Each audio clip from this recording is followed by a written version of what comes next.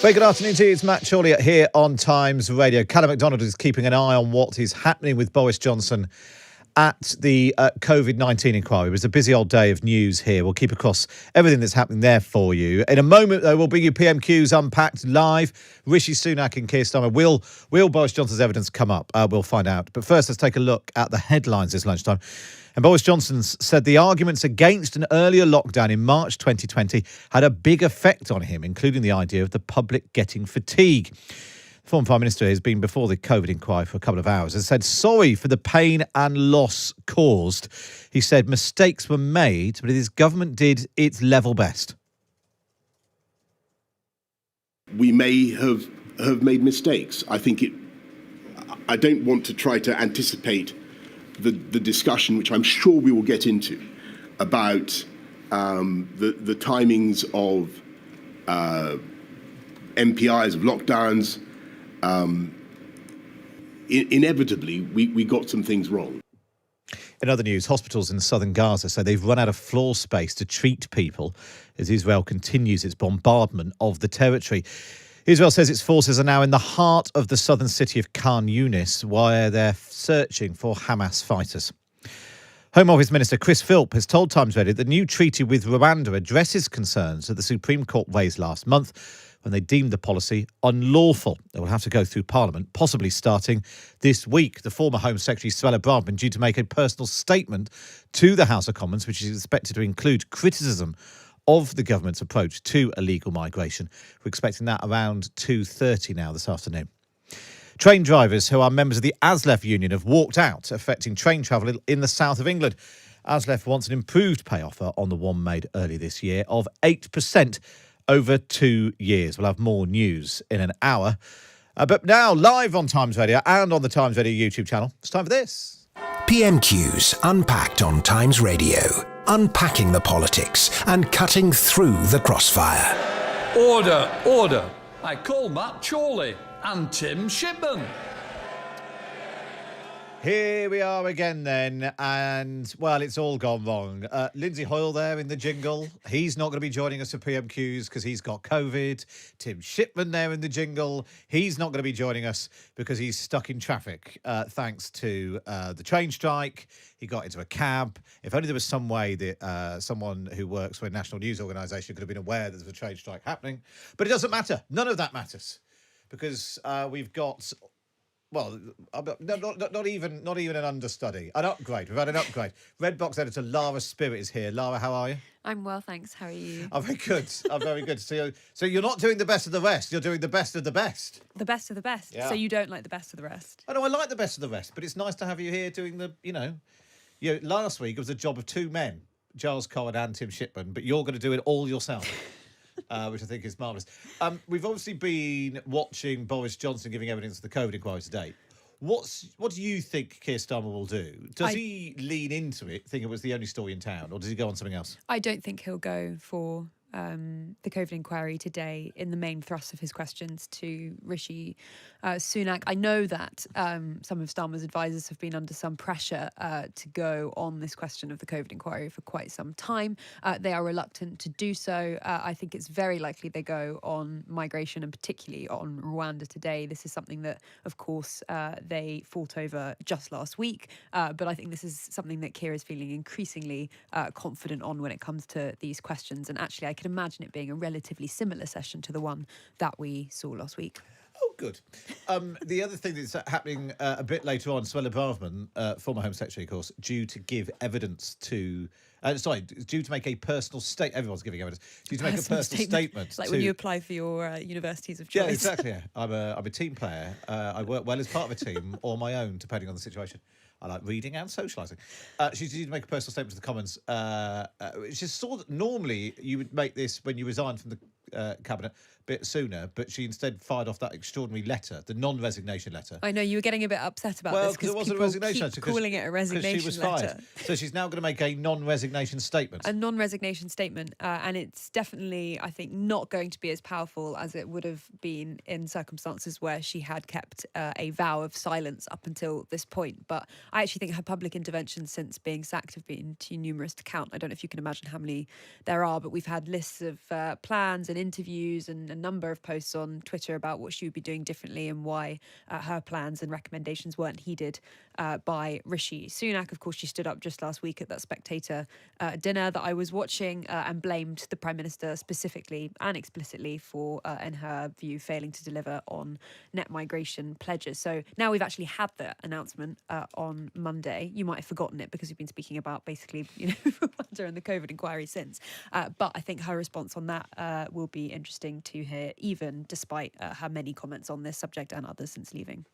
So we've got Deputy Speaker Eleanor Lang in the chair today. We're interested to see if she pops up as often as Lindsay Hoyle likes to in the House of Commons. Rishi Sunak and Keir Starmer are both there. So we've got Lara Spirit pausing the action. Is this the first time you've done this? Yeah, I think so. That's exciting, isn't it? There's a poll running actually on the YouTube channel if you are watching along. Will Starmer mention the COVID inquiry? Lara's voting no. Well, I'm not voting that he won't mention it, but I think he would be much more likely to go on migration and Rwanda as a kind of main theme. Matt says hello from a cold Manchester. G. Moles says hello from cold West London. Terry says, Matt, this is like GB News. They were marginally more professional than that. Hello from the sunny but cold south coast. Everyone's cold today. It's almost like it's winter. That's Tom. Greetings from sunny West Ealing. Andy's in Taunton. Nice to see Lara promoted to the big guns. I don't want to establish the idea that Lara's not one of the big guns normally. It's a very important job doing the best of the West. Good to have Lara on. She's a legend, says James. Oh, thank you, James. I'm prettier than Tip. But thank you for that, Ross. We don't do that sort of business. Good afternoon from a cold and sunny Liverpool.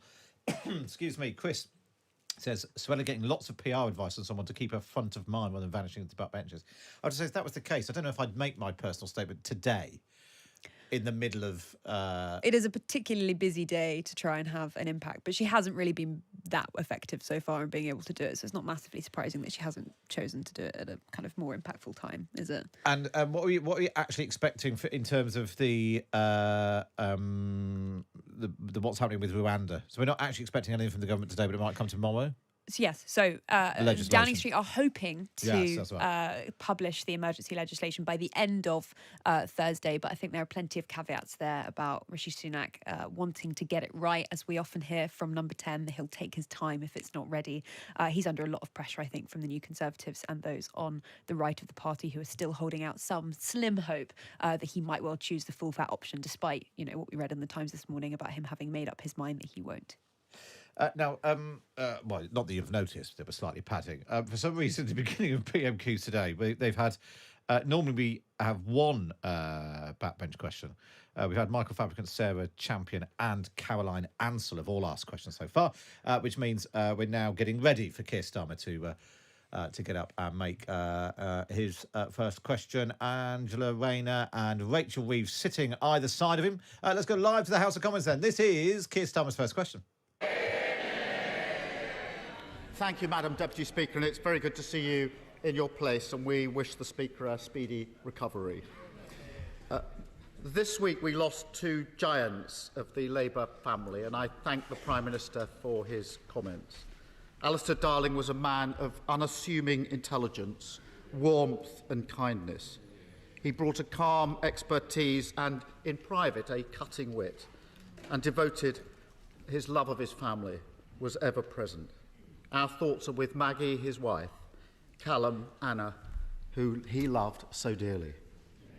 Glenys Kinnock was a passionate campaigner for social justice who changed lives home and abroad.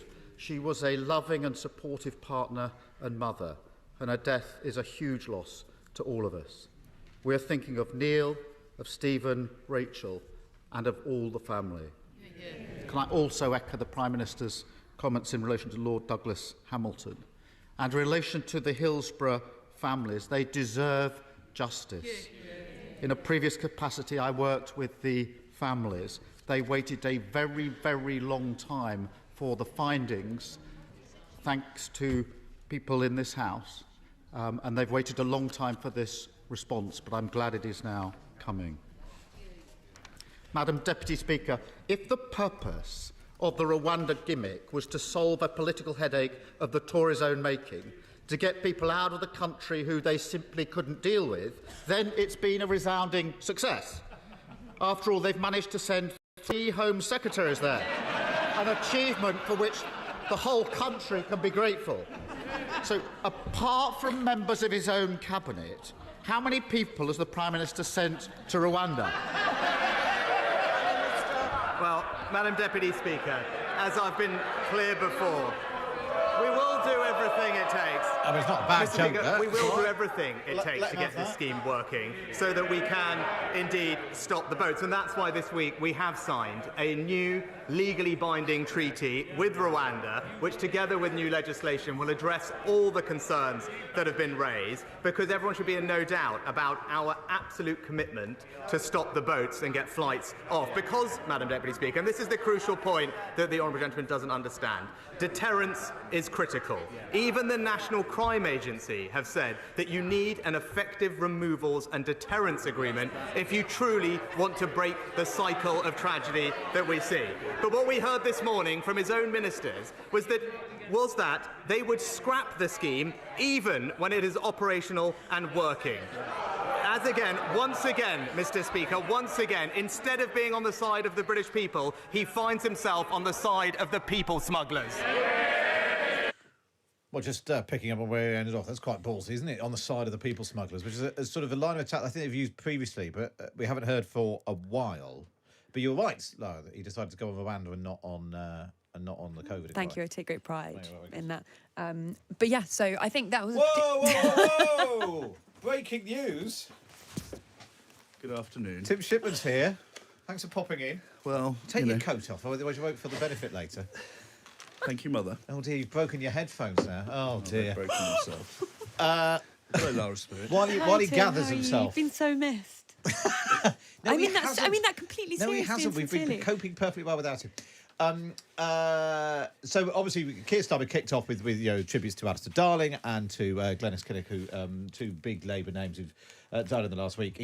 But then he went on to the Rwanda, what he called the Rwanda gimmick. Had a dig at James Cleverly, who is on the front bench in one of his rare trips back to London. But he asked him, how many people have you sent to Rwanda? And then, obviously, Rishi Sunak didn't answer that. I suspect Keir Starmer might answer that in a moment. But Rishi Sunak mounting a strong defence of what they're doing and then accusing Keir Starmer of being on the side of the people smugglers. Yeah, and I don't think that there's anything that Rishi Sunak could have done other than that, really, given they are in the midst of this. Of course, I mean, it's a classic PMQs answer from Rishi Sunak, which finishes with a Keir Starmer is on the side of X. In this case, the people smugglers. But I think it's an interesting line for them to go on. It shows just how confident they are, given this was the exact same topic that Labour went on just last week. They're going on this obviously again because it is at the top of the news agenda. We had the treaty yesterday, but we are in this weird and sensitive moment for Tory MPs where they are waiting for the exact and final shape of the emergency legislation. We know it's probably going to disappoint the right of the party, but some of them are still holding out a tiny bit of optimism about that not being the case. So I think a particular moment of vulnerability for Rishi Sunak in forcing him to defend this policy when some of the key points, especially over the European Convention of Human Rights, remain, I think, currently undecided. Well, if undecided, or if they have been decided, they remain currently at least a bit unclear to some Tory MPs. Well, let's go while Tim just gathers himself. Let's go back to the House of Commons then. This is question number 2 from Keir Starmer. Madam Deputy Speaker, when they first announced this gimmick, they claimed Rwanda would settle tens of thousands of people. Then the Deputy former Prime Minister quickly whittled it down to mere hundreds.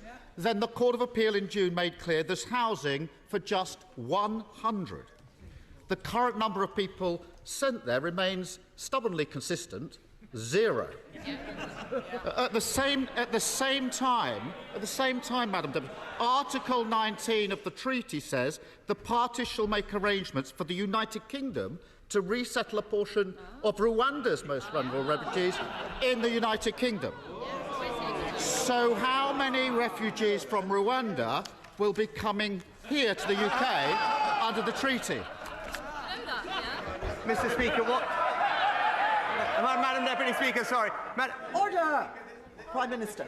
It addresses all the concerns of the Supreme Court. But it's a point of pride, Madam Deputy Speaker, that we are a compassionate country that does welcome people from around the world. But let me just get the honourable gentleman up to speed on what we are doing. Reduce the number of illegal arrivals from Albania by 90%.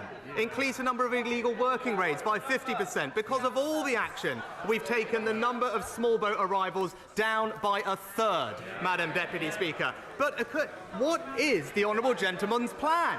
Because it comes down to he just simply doesn't have a plan to address this problem. But no, I'm probably being unfair because he does have a plan. It's to cook up a deal with the EU that would see us accept 100,000 illegal migrants. Right. So, Keir Starmer there clearly trying to needle Tory MPs, not entirely happy with every bit of the plan that Rishi Sunak has agreed to, which includes this bit which involves some refugees coming from Rwanda to the UK, which we might actually end up with a net increase in the number of people.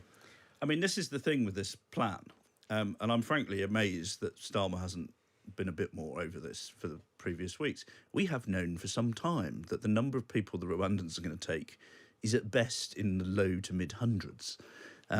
He's now saying that it's emerged in court that it was only 100. And now he's, this is a good little bit of studying of the treaty, working out that, we might get more coming the other way. And his opening question, it's quite a good joke about how many people have you actually sent to Rwanda, multiple Home Secretaries and nobody else. And now this sort of kicker that more people might come back. Labour have had this argument about this is a pointless sort of plan, and the Tory argument's always been it's about deterrence, and there may be something in that, but it's not much of a deterrent. But it might work as a deterrent while still not solving their political problem, which is that a lot of people don't like immigration at the levels it's at, and they'd be no more keen on Rwandans coming here than they would on illegal immigrants from North Africa or Syria.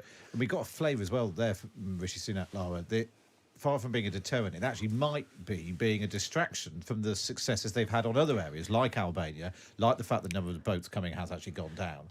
Yeah, and to reference that, I think, upsets some Tory MPs because they don't want to hear Rishi Sunak talking about the successes in these areas. All they want to hear is action on Rwanda. Rishi Sunak there saying that it's an important deterrent policy, which I think is the response to what Tim is saying about the numbers there. But of course, that is, I think, has been questioned by quite a few people too. I think the communications on this is really interesting. If you stripped out Rwanda, you could have actually had quite a few good weeks for the government. I mean, the net migration measures, which were more hardline than people were expecting, that a number of Tory MPs on the right liked, have been completely washed away by this. We had good education news potentially yesterday. That's also been washed away.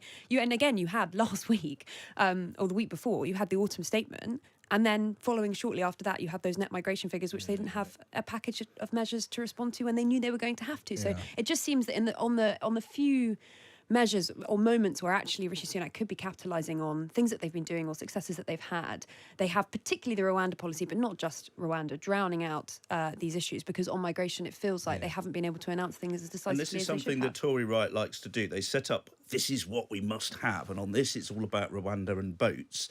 And their fury in number 10 with Suella Braverman was that she wouldn't make this argument that actually the numbers are coming down and we're doing all right on this, because she wanted to have the hardline viewpoint on Rwanda. They're also telling as well there, Rishi Sunak clearly hasn't decided, has Keir Starmer not got a plan or got a bad plan? And those two things can't Well, be he managed to say both, didn't he? Yeah. Let's go back to the comments. There's a question 3 from Keir Starmer. Migration's trebled on his watch, and all he can do is make up numbers about the Labour Party. It's really pitiful. I'm not actually sure the Prime Minister can have read this thing. Article 4 says the scheme is capped at Rwanda's capacity. That's 100. Article 5 says Rwanda can turn them away if they want. Article 19 says we actually have to take refugees from Rwanda.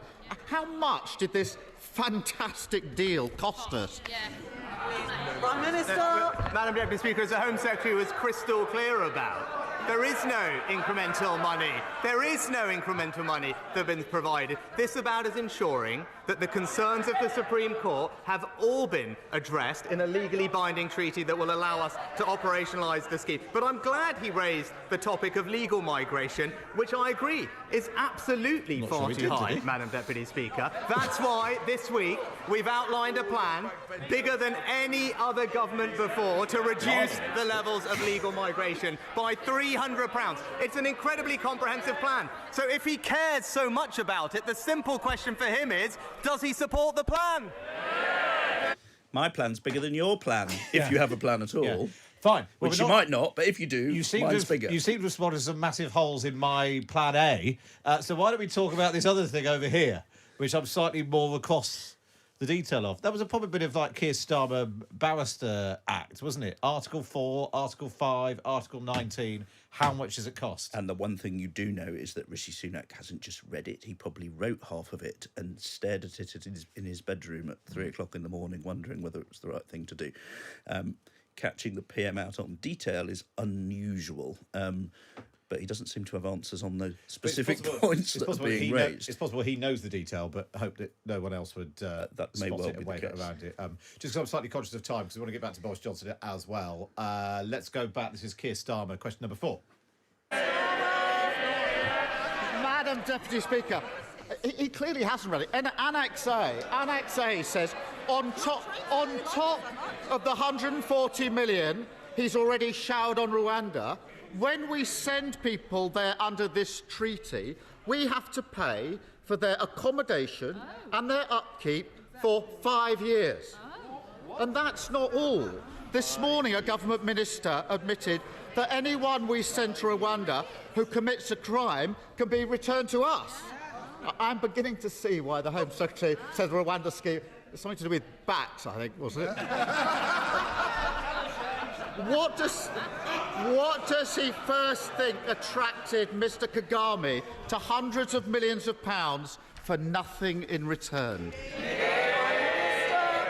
Mr. Kagame, of course. I've slightly lost the thread of the question, Madam Deputy Speaker. But the simple point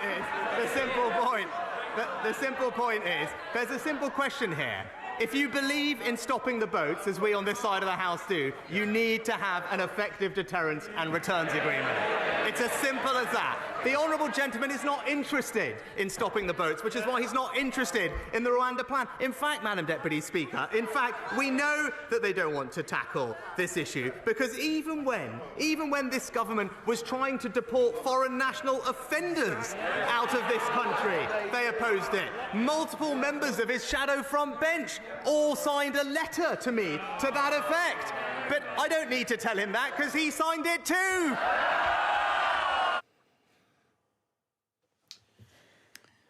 I mean, they're both. It's slightly turned into that two Ronnie sketch where one of them's answering a different question to. Yes, the one answering the question before. Yeah. Yes. And before that, of course, we had a bit of Mrs. Merton and Paul Daniels gag slipping in there. That was nice. For the comedy familiar connoisseurs. with Mrs. Merton, Lara? No, it's See, I thought there might be a generational issue around that particular gag. Mrs. Merton was Caroline Aherne playing an old woman who had a chat show, and she asked Debbie McGee what was it about the millionaire that first attracted her to the millionaire Paul Daniels. Okay. So that was where. What Sunak seems to be arguing here, if he was sort of bluntly just telling the truth, is this might not do anything to stop legal migration. It might increase the numbers. It might cost us a lot of money, but it still acts as a deterrent to illegal immigration. And as a consequence, it is worth having, regardless of what it costs or whether it puts the numbers up or down. That would appear to be his honest answer through all this. I mean, there's no evidence. Given that they've been banging on about this for 18 months, 2 years, there's no evidence of it having that deterrent Well, effect. it's not in place yet, Matthew. Their argument would be that, well, of course, everyone wants to rush to get in under the wire before it's in place. The other thing is, and I've said this before, and I'll bang on about it again, Labour have committed to scrapping it, even if flights have taken off. So, given that they've only got spaces for 100 people, it's going to be months before any flight takes off. There's a general election happening next year. If you are so desperate that you've travelled across Europe and got into a boat to cross the channel, which, frankly, most people wouldn't do, Keir Starmer said he's going to cancel it. Yes. I mean, this is... It's still worth a go coming, isn't it? There's a thing in films, the Maltese Falcon was one of them, they call it a MacGuffin. It's the sort of thing that everyone focuses on, but is ultimately sort of doesn't mean anything and is completely pointless. And I think the Rwanda policy is becoming the MacGuffin of this government. Good point, though. We used to call it, a thing that we stuck in the paper, was it the Independent? It was called a MacGuffin, just like a big thing in the middle to distract from the fact we hadn't really got any stories. Let's go back to the House of Commons. Those were the days. Those were the days. Let's go back to the House of Commons. Question 5 from Keir Starmer.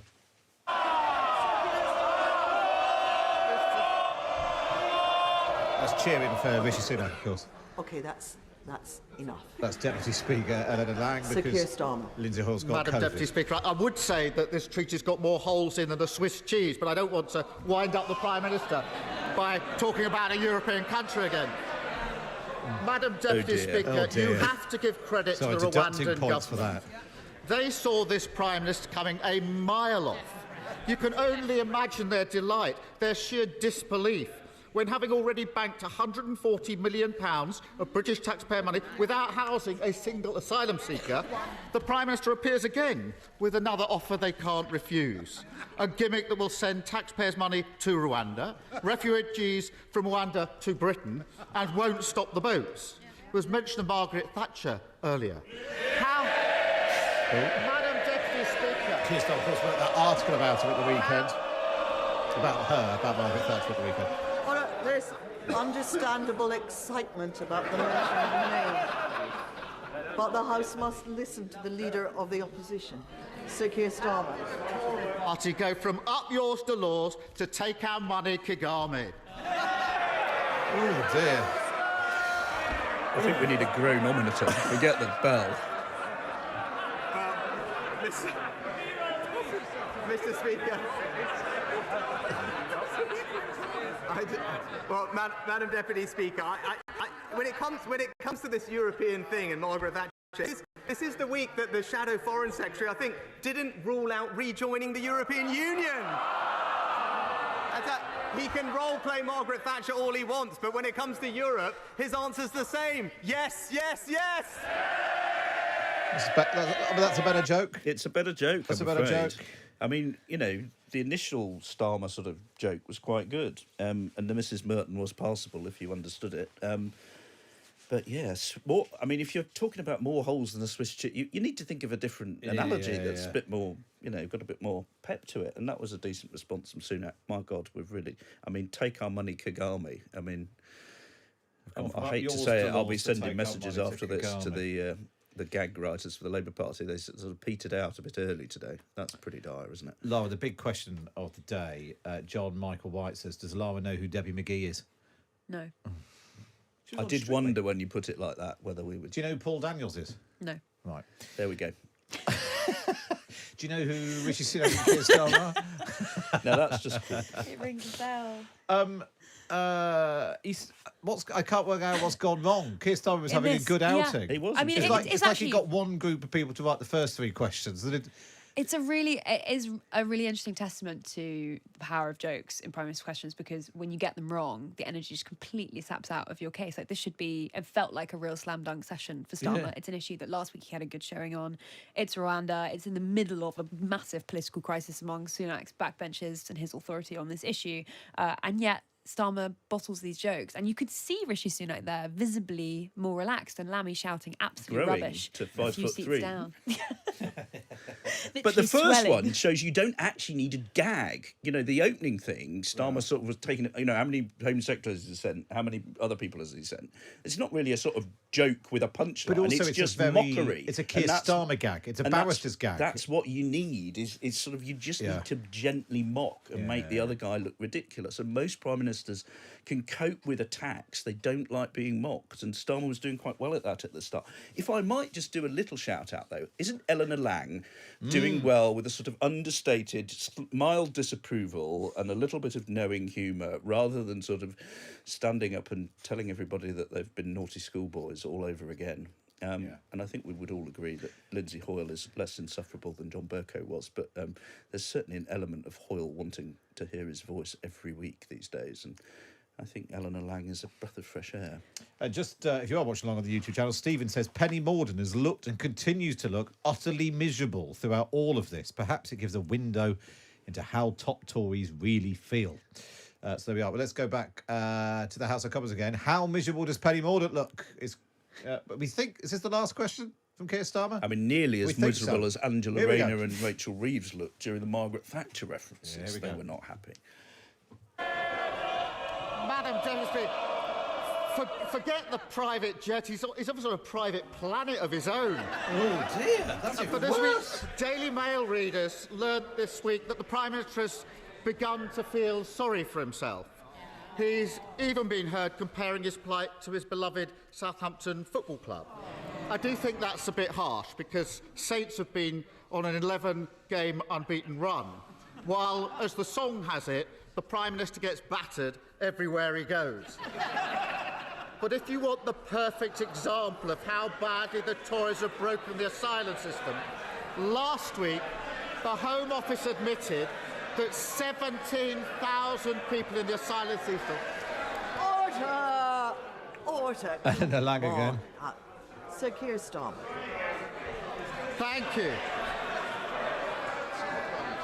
If you want the perfect example of how badly they've broken the asylum system, Madam Deputy Speaker, last week the Home Office admitted that 17,000 people in the asylum system have disappeared. Their exact words, it's hard to believe this, we don't think we know where all these people are. Now, you might lose your car keys, you might lose your headphones, you might lose your marbles. How do you lose 17,000 people? Prime Minister! Well, Madam Deputy Speaker, I mean, on the topic of football teams, he used to describe this Rwanda policy as immoral, and yet his football team has a Visit Rwanda badge on the side of them. He supports Arsenal, of course. Keir Starmer. In the week when he made his big economy speech, we're still waiting to hear how he's going to borrow £28 billion and still cut taxes and reduce debt. It's same old thing. The sums don't add up. But while they're struggling with their calculator, we're getting on and delivering. A new treaty with Rwanda, the toughest ever measures to cut legal migration, our schools marching up the tables, and tax cuts for millions, Madam Deputy Speaker. So whether it's controlling our borders or lowering our taxes, just like the Saints, the Conservatives are marching on. Wow. So much football. Well, for those of you use a footballing analogy, yes. It was a game of two halves. It was, and the getting battered everywhere. Getting battered everywhere is apparently a song sung about Tottenham Hotspur. Yeah, which of course Starmer is an Arsenal fan, so that's him being rude about his club's major rival. Nothing to do with Southampton. But really, I mean, we've sort of descended into... This is the second half of it. The first half of it was rather good. I quite enjoyed it. The second half of it was a bit like a sort of really bad sitcom tries to write what happens in Prime Minister's questions. And it was crap, wasn't it? Forget his private jet. He's on a private planet. So bad. I literally cannot understand how that went so badly wrong for Keir Starmer. You are literally in a situation, like, there are so many different things off the top of my head that you could ask. You literally have benches in front of you that are bitterly divided on this question. You don't have an announcement yet on the emergency legislation. You can pry him about exactly what the contours of his agreement might be, etc. And in doing so, probably annoy some people on his backbenches and highlight divisions in the Conservative Party. But you're choosing to make jokes that I'm sure when he read them, he must have known weren't going to be hugely amusing to people. And they're not Keir Starmer jokes, are they? You need to write jokes that fit the personality of the person who's saying them. Occasionally, if you've got an absolute humdinger of a one-liner, you can get them to say it. But it has to sort of be something that sounds natural coming. I mean, maybe Starmer sits around making naff football gags the whole time in his private office. But, I mean, please... A member of the Shipman family has reminded me that my father once went on stage with Paul Daniels as well. There we are. At the Theatre Royal in Lincoln. Did he saw him in half? No, he didn't, no. But he did. He was able to see how he was doing the trick. Mike says, who in the hell writes Sir Keir Starmer's gags? They were particularly lame after promising to start real toe curlers. Pete says, Labour with the Tories on the run. Why does Starmer think resorting to a crack comedy routine is the route to take? It's not stars in your eyes when so many of us have serious problems to face in this country. Stars in your eyes, Lara? Just about. Yeah. I mean, one thing we all know is that's not a comedy show. That's doing songs. Doing impressions. Songs. Today, Matthew, I will be useless at Prime Minister's questions. Well, Yeah. just to round off this section, John says, is the reason the first half was so good is that Tim wasn't there? I was here by the end. Well, I was present for the first question, and I was able to comment Present by the but not start involved. of, Yeah, exactly. start of the second question. Right, up next, we think producer Lewis has been looking at the best of the rest. Well, I would and then replace we'll me go with back Lois to Boris Johnson still giving evidence of the COVID inquiry. As well, it's Matt Chorley on Times Radio. This is Times Radio. Politics without the boring bits. Matt Chorley on Times Radio. Hello! This Citroen ad will not be Christmassy at all. It's all about our £500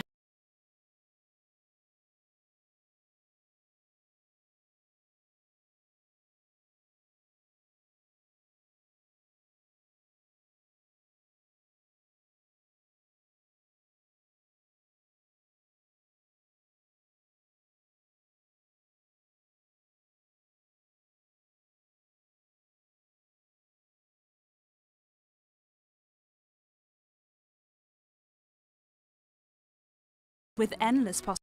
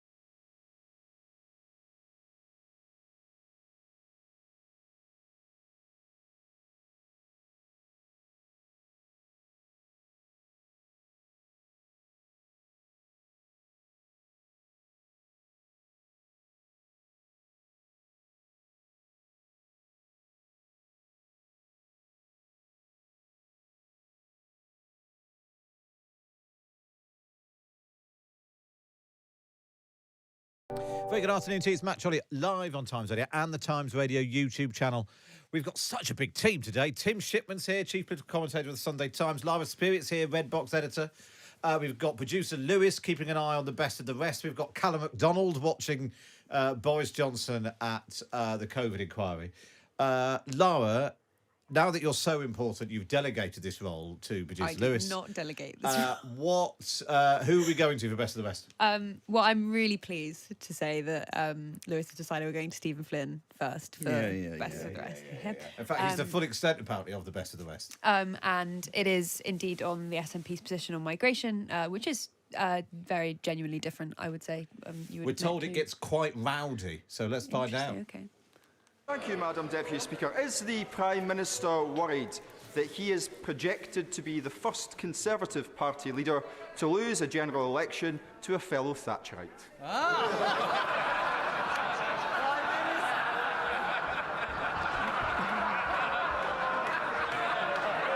not a bad joke. It'll land with his SNP supporters. We really must hear the Prime Minister, and we've got a lot of questions to get through. It's not the Prime Minister's opponents who are giving him trouble. Prime Minister. Madam Deputy Speaker, I say to the honourable gentleman, Margaret Thatcher's view was cut inflation, then cut taxes, and then win an election, and that's very much my plan. What a smart answer. Of course, Madam Deputy Speaker, it's not just in relation to Margaret Thatcher where the Tory and Labour leader appear to agree. The same is true of the government's latest migration policies. Now, for those of us on these benches, we aren't afraid to say that we believe migration is a good thing. It enriches our communities, it enriches our economy, it enriches our universities, our schools, our health service and, of course, our care sector. So in that regard, can I ask the Prime Minister, why does he think it is acceptable to ask people to come to these shores to care for our family members, whilst we show complete disregard for theirs? What has become of this place. Well, Madam Speaker, it's completely wrong. No, as we've already said, we have a proud track record of welcoming those who are most vulnerable around the world. Over 500,000 over the past few years, from Syria, Afghanistan, Ukraine, Hong Kong and elsewhere, and that's what this country will always do. But at the same time, when it comes to economic migration and other forms, it's absolutely right that we take strong action to curb the levels that we have seen, because they are simply far too high and place unsustainable pressure on our public services. And, Madam Speaker, I make no apology for saying that, or indeed saying that it is important that those who come here contribute to our public services. Now, there's an interesting question here, Tim. This question about spouses and how much they earn is bubbling up. It feels to me like it has the potential to become a huge row, or to not go anywhere. I mean, it was sort of at the stage of the evolution of a row where either could be true. Well, it will depend a little bit what the Labour Party decide to do about it, because Stephen Flynn, you know, in classic SNP fashion, trying to say they're both as bad as each other, vote for us, don't vote Labour or Tory. Because they know for the first time in a long time that they're kind of under pressure from both parties north of the border at the next general election. And then, you know, trying to paint Labour as the same on migration. I think people would say instinctively Labour aren't the same. But, you know, how much can Starmer differentiate himself from the Tories on this and keep making the arguments he's been making? It's the sort of thing that can blow up, and you can see a Labour backbench rebellion on it. Potentially brewing, but you know, if Starmer doesn't sort of take a defiantly different line, then you know maybe it doesn't erupt.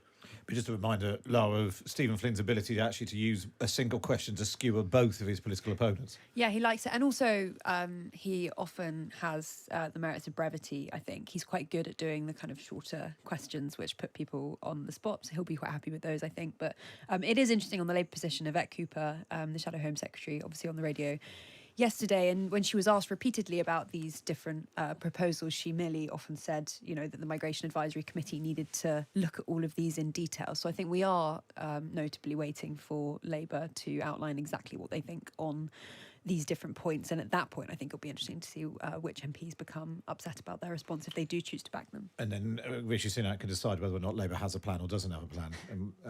Then who has the bigger one? Who has the bigger plan?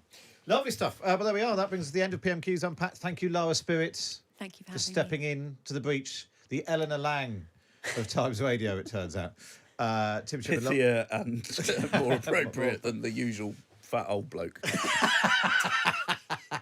Tim Shipman, lovely to see you. Tim Shipman, of course, will be in the Sunday Times at the weekend. Lara Spirit will be in your inbox at 3 p.m. 3 o'clock with PMQs Unpacked, available to Times subscribers. Up next, we go back to Boris Johnson at the COVID inquiry. He's been answering questions about why he didn't react sooner to the concerns about COVID. He said that he should have twigged much sooner that COVID might become an issue. We'll do that next here on Times. Kate Borsay on Times Radio. A big day for Boris Johnson, and for the evening edition we get to digest, unpack all of Boris Johnson's appearance at the COVID inquiry. Did he really say, let the bodies pile high? How much of a dilemma was there about whether to put the UK into lockdown or not? How